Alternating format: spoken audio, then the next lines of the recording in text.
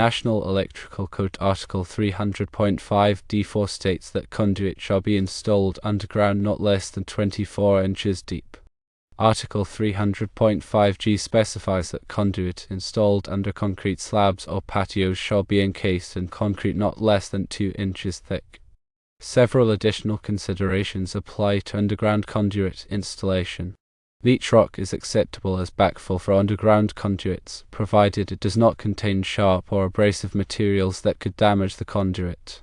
Where conduit crosses another trench, it is recommended to install the conduit below the other trench at a depth of at least 12 inches. Conduit installed in construction areas should be protected from damage by heavy equipment. This protection may include installing temporary covers or using Schedule 80 PVC conduit. Here are some best practices for underground conduit installation. Firstly, bury the conduit at least 24 inches deep and protect it with leach rock or other suitable backfill. Secondly, where the conduit crosses the sewer trench, excavate the sewer trench deep enough to allow for the conduit to be installed below the sewer pipe at a depth of at least 12 inches. Thirdly, encase the conduit in concrete for a distance of 2 feet on either side of the crossing. Fourthly, protect the conduit from damage during construction by using temporary covers or heavy-duty PVC conduit. It is important to remember that local building codes may have additional requirements for the installation of underground conduit. It is recommended to consult with the local building inspector for specific guidance in the specific area.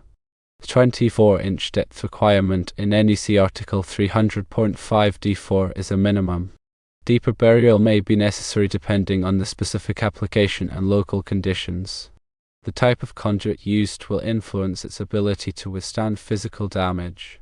Schedule 40 PVC conduit is commonly used for underground installations, but Schedule 80 PVC conduit offers greater protection against impact. Metallic conduits, such as rigid metal conduit (RMC) or intermediate metal conduit (IMC), provide even greater physical protection. The selection of conduit type should be based on the anticipated level of mechanical stress and the requirements of the local codes. When using leach rock as backfill, ensure that it is free of sharp edges and debris that could abrade or puncture the conduit. Compacting the backfill in layers helps to provide uniform support and prevent settling. Settling can create stress on the conduit and potentially lead to damage. When crossing other underground utilities, maintain a safe separation distance to prevent interference or damage. The recommended 12-inch separation is a minimum. Greater separation may be necessary depending on the size and type of the other utility. If adequate separation cannot be achieved, consider encasing the conduit in concrete or using other protective measures.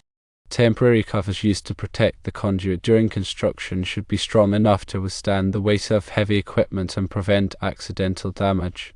Clearly mark the location of the underground conduit to prevent accidental damage during future excavation. Warning tape or other marking devices can be buried a foot or so above the conduit to alert excavators to its presence.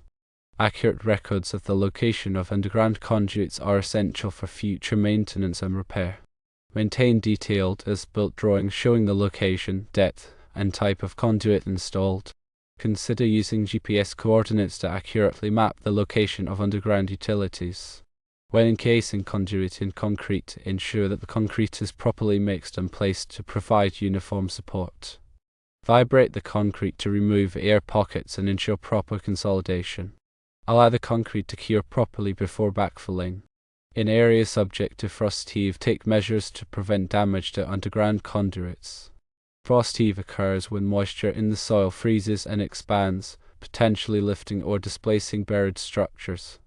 Insulating the conduit or using special backfill materials can help to mitigate the effects of frost heave. In areas with high water tables, consider using watertight conduit and fittings to prevent water from entering the system. Water infiltration can damage conductors and other electrical equipment. When installing multiple conduits in the same trench, maintain adequate spacing between them to allow for heat dissipation.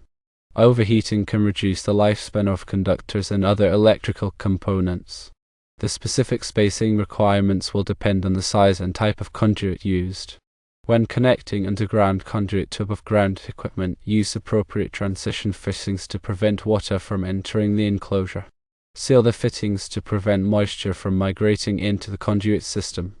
Regularly inspect underground conduit installations for signs of damage or deterioration. Look for cracks, corrosion, or other signs of wear. Repair any damage promptly to prevent further deterioration and ensure the safety of the electrical system. Consider using ground fault circuit interrupter (GFCI) protection for circuits supplied by underground conduit. GFCI protection can help to prevent electrical shock in the event of a ground fault. Consult with a qualified electrician or engineer to determine the appropriate type of GFCI protection for specific applications. Adhering to these best practices and consulting with local authorities will ensure a safe and reliable underground conduit installation. In situations where the conduit crosses under a sewer line, special care must be taken to ensure the integrity of both systems. The sewer line typically operates under gravity flow, so any disruption or damage could lead to unsanitary conditions and potential environmental hazards. Firstly, ensure that the electrical conduit is installed at a sufficient depth below the sewer line to prevent any future excavation or maintenance activities from impacting the electrical system. A minimum of 12 inches of clearance is generally recommended, but local codes may require more. Secondly, the electrical conduit should be encased in concrete or other suitable protective material for a distance of at least 2 feet on either side of the crossing. This encasement will provide additional physical protection to the conduit and prevent it from being damaged by settling or shifting of the soil around the sewer line. Thirdly, consider the potential for corrosion of the electrical conduit due to the presence of sewage. Use corrosion-resistant materials such as PVC or coated metal conduit to minimize the risk of degradation over time. Fourthly, properly compact the backfill around both the sewer line and the electrical conduit to ensure that the soil is stable and will not settle excessively. This will help to prevent stress on the conduit and reduce the risk of damage. Fifthly, clearly mark the location of both the sewer line and electrical conduit on as-built drawings to avoid any future conflicts during excavation or maintenance activities. In addition to these specific considerations, it is essential to follow all applicable electrical codes and regulations when installing underground conduit near a sewer line. Consult with a qualified electrician and the local building inspector to ensure that the installation meets all requirements and is safe and reliable. If the sewer trench has already been backfilled with leach rock, it may be necessary to carefully excavate a portion of the trench to install the electrical conduit at the proper depth. Take care not to damage the sewer line during excavation. The leach rock can be reused as backfill around the electrical conduit, provided that it is free of sharp edges or debris that could damage the conduit. Schedule 80 PVC conduit offers superior physical protection compared to Schedule 40 PVC conduit.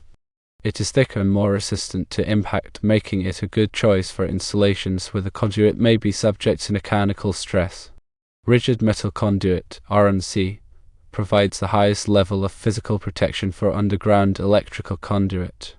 It is made of heavy-gauge steel and is highly resistant to impact, corrosion, and crushing. However, RMC is more expensive and difficult to install than PVC conduit. Intermediate metal conduit (IMC) is a lighter weight alternative to RMC. It offers good physical protection at a low cost. IMC is often used in commercial and industrial applications where a high level of protection is required.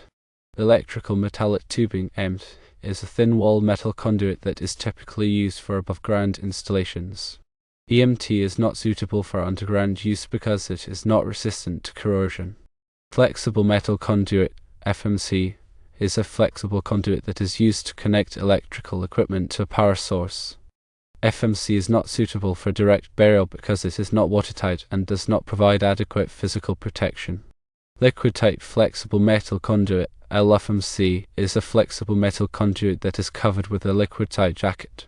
LFMC is suitable for use in wet locations and can be buried underground, provided that it is installed in accordance with the manufacturer's instructions. Non-metallic conduit, such as PVC conduit, is lightweight, corrosion-resistant, and easy to install. PVC conduit is suitable for underground use in many applications. The depth requirements for underground conduit vary depending on the voltage of the circuit and the location of the installation. Higher voltage circuits typically require deeper burial depths. The NEC provides specific depth requirements for different types of circuits and locations. The type of backfill used around underground conduit can affect its performance and longevity.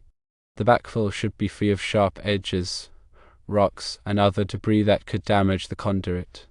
Sand, gravel, or crushed stone are commonly used as backfill materials. The backfill should be compacted in layers to provide uniform support for the conduit. The use of tracer wire is recommended for underground electrical conduit installations. Tracer wire is a small gauge wire that is buried alongside the conduit and connected to a marker at the surface. The tracer wire allows the conduit to be located using a metal detector, which can be helpful for future maintenance and repairs. The location of underground electrical conduit should be clearly marked on as-built drawings. The drawing should include the depth, size, type, and location of the conduit, as well as the location of any splices or terminations. The as-built drawing should be kept in a safe place and made available to anyone who may need to work on the electrical system in the future. Regular inspections of underground electrical conduit installations can help to identify potential problems before they become serious. The inspection should include a visual examination of the conduit, as well as electrical testing to check for insulation damage and ground faults. Any problems that are identified during the inspection should be repaired promptly. Proper grounding of underground electrical conduit is essential for safety. The conduit should be grounded in accordance with the NEC requirements. The grounding system should be inspected regularly to ensure that it is functioning properly. Surge protection is recommended for electrical systems that are supplied by underground conduit. Surges can damage sensitive electronic equipment and cause fires. Surge protection devices can help to protect against these hazards. The installation of underground electrical conduit should be performed by a qualified electrician.